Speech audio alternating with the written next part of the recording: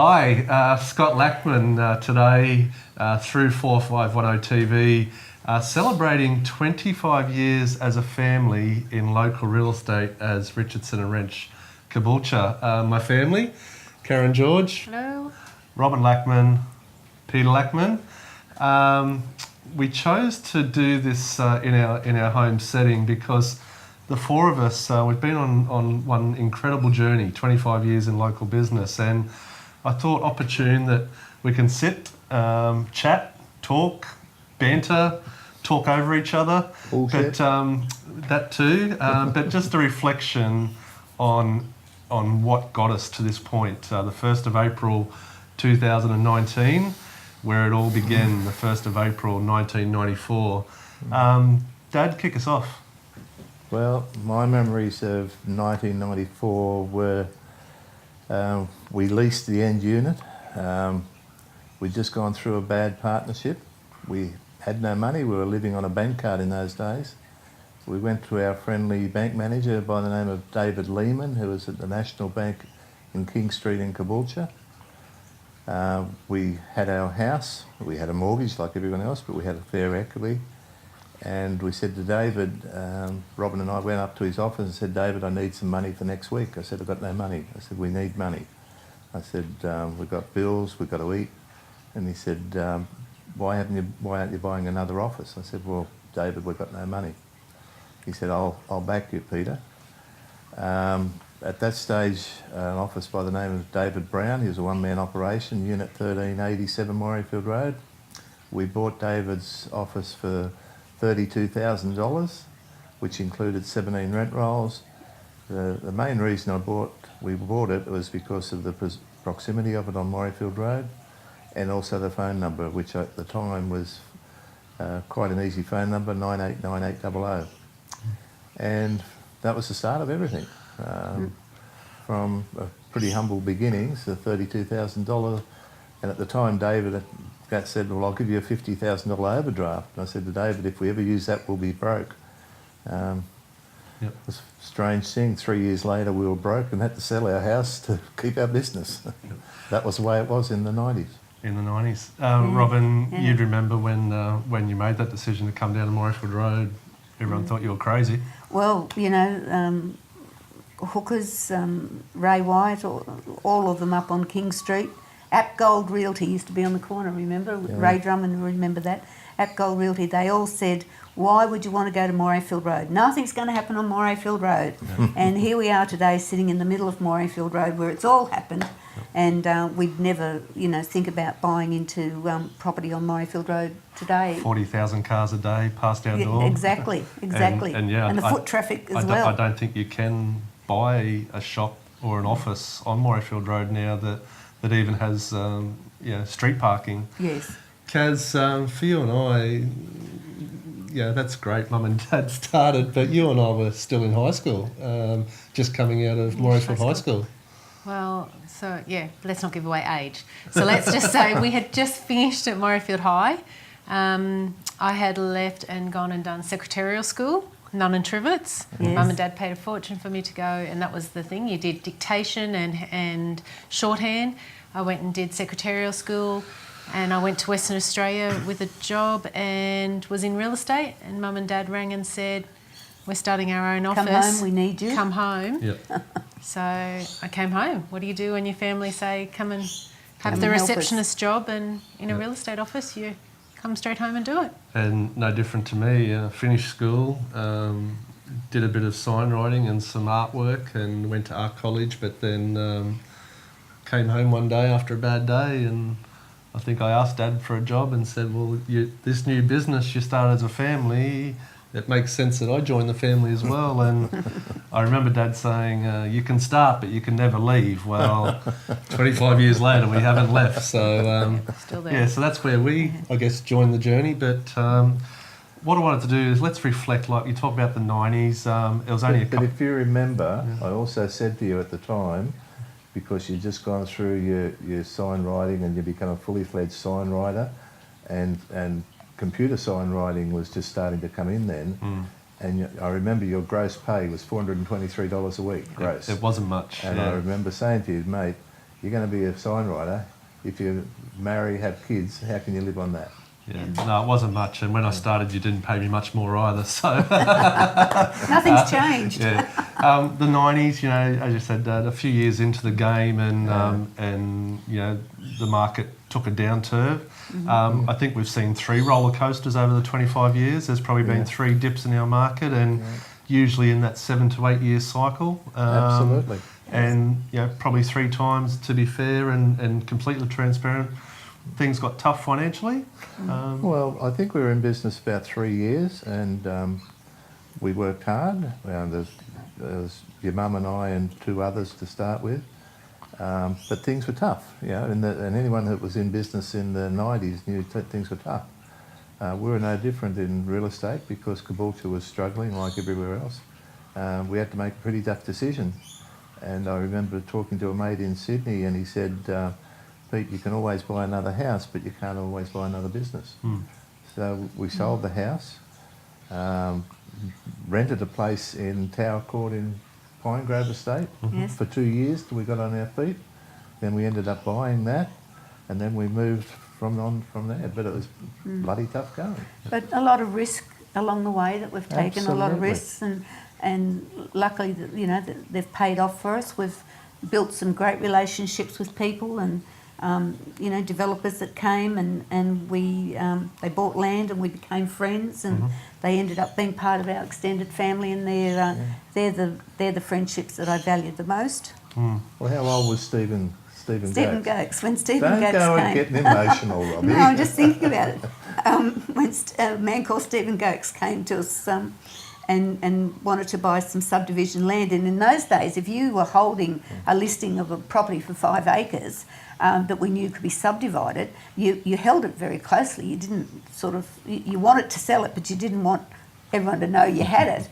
And I remember I sent him to the corner of Peterson Road and Walker Road. There was a 5 acre property, and I thought I'll test him, see if he's fair dinkum or not. And sure as not, he came back and he bought it and went on, and then went on to buy other land from us. And you know, that friendship remains today. But there's been many estates around town. Even here where you guys live, you sold the land originally and sat here on a Sunday under the shade of an avocado tree selling land, and so many developments. You know, my favourite memories is people would know a medical centre on Morrisfield Road that's on Oaklands Drive. You know, you sold the land, you developed the shops, did the leasing. King Circle, King Street. Before it just used to be a paddock and a couple of houses. You sold the land, you got involved in the development, and then did the leasing. I think once you secured Trader Duke's and the Video Easy or Video Keith Simpson, the IGA. Yeah. Once you secured that anchor tenant, the centre didn't came about. Kaz, you're being quiet, but my sister, I love you dearly, but you're very humble. We talk about having 17 rentals 25 years ago. How many rentals do you have today? Just over 900. Just over 900 property properties. managements in the area. Talk about that journey, like Unencumbered. Too. unencumbered, which for those viewing means that it's an organic growth, that we've grown our business organically. We don't have any debts or owe any money regarding our business, and which we can talk about in a sec. But Kaz, that journey of growth and the excitement, wow, I hope we get 50 rentals, I hope we get 100 rentals. We always set guidelines, like even when we were looking for, it was always normally a 50. So when we went from 50 properties to 100 properties, that would be a really big deal for us. Keep in mind, back in those days, we used to have a lot of properties, say, over in Waytown. So we used to have a landlord, Bruce Taylor. So he had properties in there that he bought for like $33,000 Yep. for a little fibre house with a carport. Now, say that rent was $160 a week. That was like a good part of town where everyone could walk from there to the shops or the rail or something like that. So every Saturday, most people then paid their rent on a Saturday morning. They'd get paid cash on a Friday afternoon as a tradesperson. Get an envelope. They'd get a little envelope of their cash. The missus would get this, the rent would get this, the bills would get this, and then whatever left over was his drinking money or smoke money or something like that.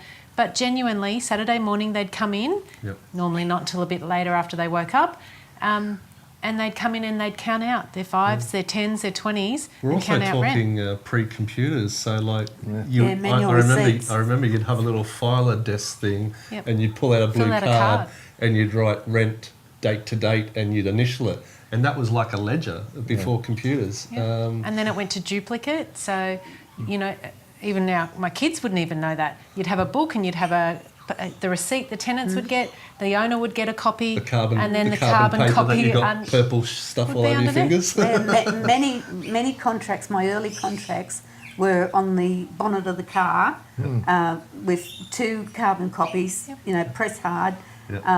and you'd sign the people up there and then.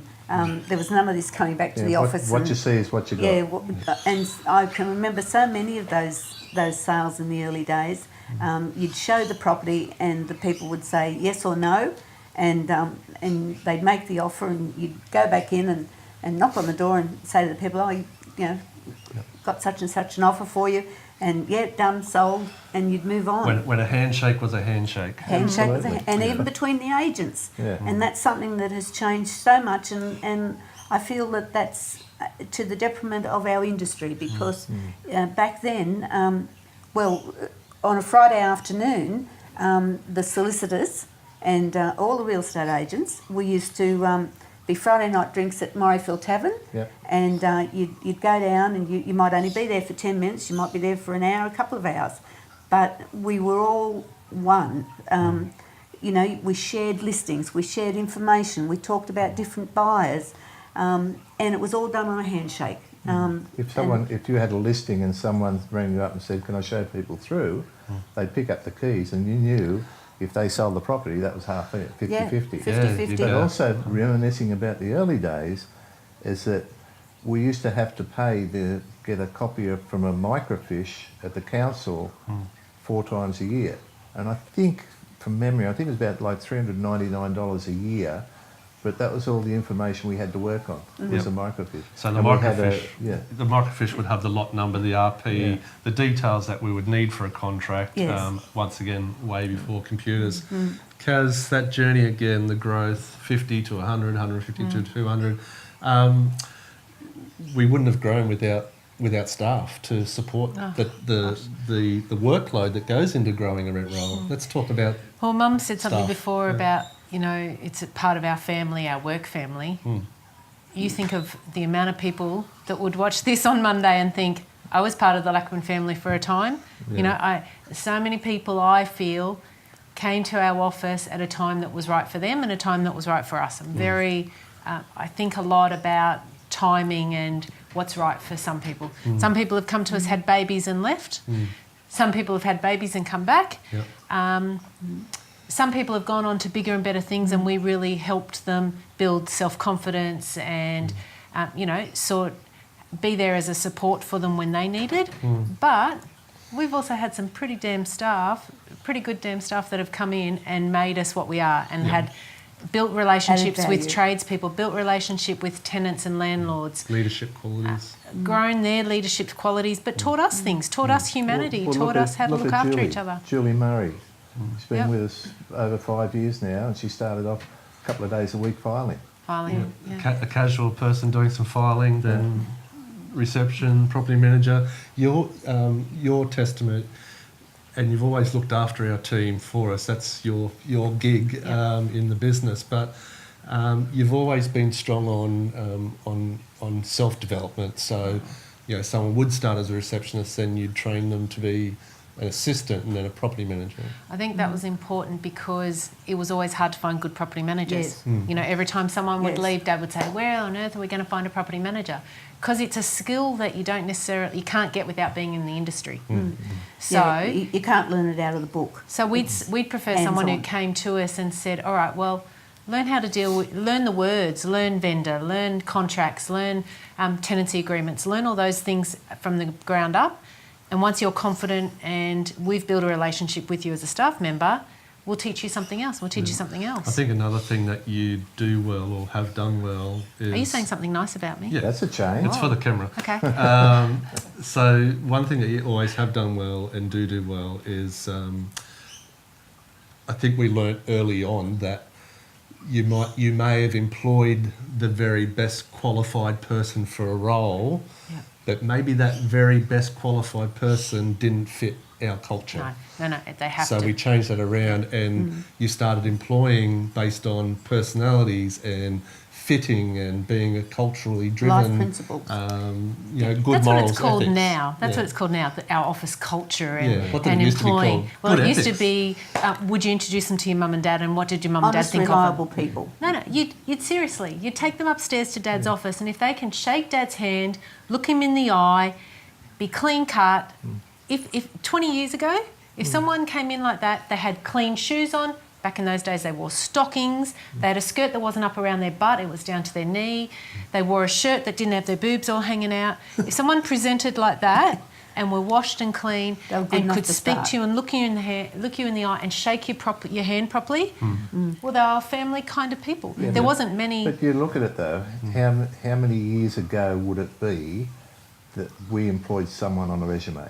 How many times have you heard me Really say, never do. I could write the best resume out for you, it's not worth $2. I'm glad you said that earlier. Yeah. When you talk, we're at 2019. There's fancy words, culture, this Yeah. and that, but early days, it was just being fair income. It was being Absolutely. it was being trustworthy. It was being polite and having respect. And that's always been a moral of the family. But I guess I have got a statistic over 25 years. We've actually employed 61 people. Really? Wow. And today, and that's on and off, it could have been Yeah. one or two here or one or two there, but 61 people have Over the years. come and gone through our company. Geez, I didn't think I sacked that many. No, I think sackings were few and far between, but Yeah, it was. as Karen said, people had other journeys that they were on, Yeah. but today we stand with 25 on our team and a great culture that you're driving. But also, having said that, Scott, we have tenants that have been with us for as many years. My absolute favourite, Mrs. Hawkins. Valmay Hawkins lives in Morayfield. And you still call her Mrs. Hawkins? I still call her Mrs. Hawkins. I showed her the duplex, her and her husband, and they moved in. I think it was 3 weeks later, Mr. Hawkins passed. And ever since, Mrs. Hawkins has remained in that property and is a beautiful lady to this day. I think she'd be one of our original ones, 19 years as a tenancy. Yes. And then these days, let's fast forward, tenancies seem to be a bit more transition, like They 6 come and months, go. 12 months, they come and go, and we don't quite have that longevity. But geez, But even we the still other have the day, personal contact. the other day, our folks at Belmy have been on and off tenants for 20 Yeah, years yeah, with us, yeah. in and out of different properties. Yes. I think we value looking after those repeat Yes, clients, and yes. and you're about to mention tenants, but I was going to talk about friends at school that we went to school with. We've now done business with, we've sold houses Yeah. to, we've rented. Some are now landlords, and Yes. it's like we're back at school that those relationships have continued on, and not Yeah. only have they continued on, but there's such a level of trust that they know we're going to do the right thing by them. I think because we've just been around. But how Yeah. many people say to me, "Oh, you're Scotty's sister"?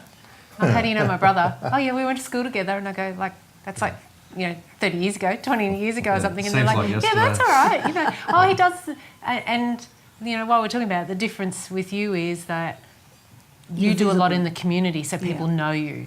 So if we were to say this is the Lachmund family, look, most people know you and Mum.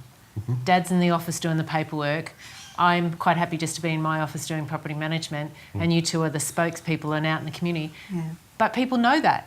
And if I say I'm part of the Lachmund family, they just know, oh, well, you're Scott's sister. Yeah. So then they go, oh, let me tell you stories. Oh, sorry, no, that's okay. a whole different Can't story. put that on camera.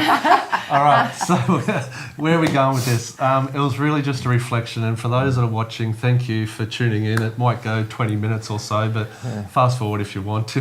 But we want this reflection to be on the record because it is very unique for a small business to stay in business for 25 years, plus be a family, plus still love each other and work together. Have our own families. I think it's and have our own families that we talk about generationals. We now have Emily, Karen's daughter, works in the business while she's transitioning out of university. It's just an incredible, unique situation, and we have people within our industry compliment us that, wow, not only have you stayed in real estate that long, but how have you done it as a family? There's no way I could work Yeah. with my family. Well, we have our days, and it's not always roses and What's your petal favourite saying, Robbie? patches. Some days are diamonds, some days are stone. Yeah. Not every day is a good day, but I think there's an underlying force there that we come back together the next day because it is for the greater good. It's not just our family, it's the 25 in our team that also have families, and we're supporting them as well. Dad always says that. Dad always says it's not just Yeah. us that this our about business all the people that impacts work on. for It's- us. Let's talk about the community. Mum, I put it on Facebook the other day. You're the queen of Caboolture networking. You've done Chamber of Commerce's, you've done Business and Professional BBW, Women, yep. you've done networking events, St. Columban's. in the schools, doing work in the schools, now with the chaplaincies. Tell us a couple of memories of networking. Even Rotary, Lions, you used to... Yeah. Oh, that's personality, remember? You were Yeah, Miss we Personality. started in You were Lions. 18, Karen. Yeah. You were Caboolture 18, you Lions. Miss Caboolture Personality. Lions, Miss Personality. Vera and Curly. Yeah. Wow. Yeah. But all those memories. Yeah, like- well, because we were new to town, you kids were in school, and your dad and I arrived in Caboolture, and we didn't know anybody, and we joined Lions, and we found that we made a wonderful group of friends through Lions. As business got going, we found it harder to give our time to the Lions Club. But that's not to say that we didn't. We always continued to support, and we still have those friendships that we formed in those days today. Business and Professional Women. Karen was a young career woman. That was a period of our life as young as business women, and I think that plays a very vital part in the community. And I loved every moment of that. And I've seen young women go on and have run very successful businesses from it. So that was a wonderful part of it. But 2007, who could forget? 2007, I was awarded the Caboolture Shire Citizen of the Year. Yes. And that was just... That was a big thing. Yeah, that was a big thing. That was a big thing. Well, and it was a big yeah, thing. and it was. And I was very emotional about it. And of course, we didn't know at the time. The Australia Day Awards were announced. I didn't know at the time, but... I was more emotional than I normally am, but Robbie, you're but always emotional. We were building up to the fact that in March I had the heart attack, and Yep. yeah, so that was a pretty big moment in our business life as well. Absolutely. You're still here. But And again, the support of our community, I had wonderful support for you guys But and me. you're also president of Commerce Caboolture. I was, and that,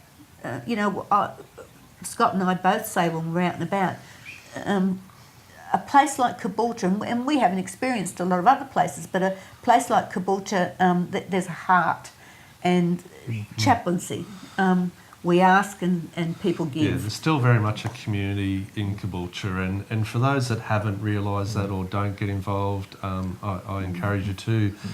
Just last week, a young local kid with cancer, there was a share on Facebook that they were having a fundraiser and raffles up at Trader Duke's. Well, we went along on the Friday night and raffle tickets. I auctioned off some sports memorabilia, and that family raised, lot. over $5,000 just from the generosity of people giving at the pub on a Friday night. We've seen it with the chaplaincy over the last few years. Close to $300,000 raised for ourselves. And again, for the record, as a family, 25 years, we have donated financially into our community close to $1 million. Yeah. Close to $1 million financially back into our community.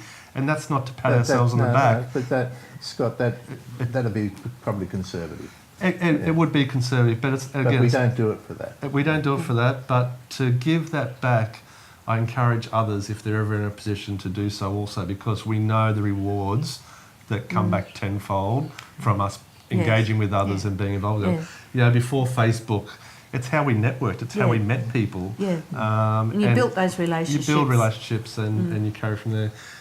We're probably waffling on a bit. Do you want to wrap up a couple of memories from your angle? So my side's a bit property management side with all of our team. Look, I would say back in the old days, can I just say things like, you know, when someone got kicked out because you're behind your rent, you got kicked out. Yeah. Like there was no going to court and trying to work it out or anything. If you didn't pay your debt, leave and someone would. And we'd go with the locksmith and we'd put all the things out on the street and we'd shut things out. Yep. Now, I think even as humans and as family, we are more considerate to listen to people, to know there's a story behind a lot of situations. And, you know, you understand that because Scott's wife Jackie has a very strong relationship with domestic violence and that industry, that part of society that she's trying to change. But we're aware of that as a community, that there are also some so. negatives in our area. And from a rental point of view, we like as staff to be aware of that. That if someone was to say, you know, what's good about your life, I would say that I'm extremely grateful for what I have. Every day I am grateful for what we've built and what we have and how lucky we are as a family. Unfortunately, not everyone has that. So I think one of the most important things I get out of 25 years celebration is we've worked bloody hard, but it's time to enjoy it. And it's time to really appreciate that we are very fortunate. We have a very strong family bond. We work hard, we play hard, but above all, if everything fell apart tomorrow, We've still got each other. we'd still have each other. Cool. Dad, do you want to wrap up something? Well, you reminisce very, very much for 25 years, and geez, it's hard, if you sit and think about it, it's hard not to get emotional. You know, because we've all been through, and Robbie, you said you had a heart attack, you've had a couple of knee replacements and things like that. But here we are, we've just turned, well, I've turned 70, and Rob's 70 in June, but I said to Scott and Karen last year, I'm not going to work past 70, but I'm still going to work because we like doing what we're doing. That's the secret of that is that a lot of people look down their noses at people in our industry, and there's some rogues in our industry, that, yeah, it certainly is. But there's a lot of good people in our industry as well. But when you look at overall our journey from very, very naive people when we came to town, we picked Caboolture off a map 30 years ago. Never been here before in our life. And as a matter of fact, the kids adapted better than Robin and I to that environment. But we've worked hard. The four of us have worked hard over the years. And as Scott said, we've given quite a bit back to the community. We don't look at it as dollars. We live in this community. We enjoy this community. So you've got to try and look after it. Our pet thing at the moment, especially with Robin, is chaplaincy, and we're very proud that we can help them. We made a decision a few years ago, instead of giving to the football clubs, etc., we try to give back to the kids in this community, and that's what it's all about. And through the chaplaincy. Yeah, and that we feel very proud about that. Yep. Robin, principal licensee for 25 years. How do you wrap things up? Yes, you know, the same as all of us. We love what we do. I love being able to share my knowledge, and you know, if I can help somebody just simply by having a chat, you know, that's what you and I are good at. Yeah, you're both good talkers. Talking. Yeah, we're good at talking, but I think you know, apart from all the trimmings that go along with having a successful business, at the end of the day, we wouldn't want to be anywhere else. We love where we live. We love our business that we've built. We love the family that we consider family, all our people within our business. I can't imagine as a family we would have done anything else. Yep. Wouldn't have done it differently. No. For me, yeah, it's a tough one without getting emotional. It's been a journey. Bloody oath it has. I use the word roller coaster because I know there's been ups and downs, and it hasn't always been pretty. And and Dad and I, so many days we'd butt heads and have differences of opinions, differences of opinions. But then, but I'm always right. You are for the camera. But I think also we matured and we learnt between the four of us what our strengths and weaknesses were, and there was also always that blending of modern interpretation Yep. versus Old-fashioned. old-fashioned business. And then for me, the biggest thing has been technology. I think even 10 years ago, who would have thought we were doing emails or internet and all of that technology, let alone, taking photos of houses, going down to Kodak, waiting anxiously for 3 hours for the film to produce and see the little slot photo come down and go, yes, it's got a good photo of the house. Now it's within a millisecond, I can see if I've got a good photo of the house. But technology, someone said in the industry, will technology ever replace real estate agents? And it never will. What will replace real estate agents is real estate agents using technology well will replace real estate agents. Yes. And I think that's where we have come of age, Yes. most particularly in the last 5 years, through the efforts of our platform and the technology of 4510 TV, doing the community videos and engaging and using that technology to create a platform that we can share real estate, community, etc., business relationships, information about our area. I think that's where we've just come so far, more so in the last 5 years than possibly 25 years. But for me, looking down the barrel of the camera, 25 years, let's just keep going. Yep. I've been using Enjoy the ride. the hashtag recently. Don't tell me you're losing your mind. After 25 years, we've only just begun. So there you go. After 25 years, we've only just begun. I like the other one you had though. Oh, there's been a few hashtags. No. A few years ago, we dug the well. Oh, sorry. Yeah. So if ever That's a good one to finish on. that's a good one to finish All on. right. If ever we forget our place, the foundation of our success is that we drink the water because Mum and Dad dug the well. And probably best to finish on that note. Yeah. And after 25 years, family, congratulations. Thank you. Thank you. And as I say, we've only just begun. So thank you to everyone, clients, family, friends, everyone that's supported our journey since 1994. We look forward to doing many more business deals and interactions and community engagements well into the future of Caboolture. So that's a wrap. Thank you. Thank you. you.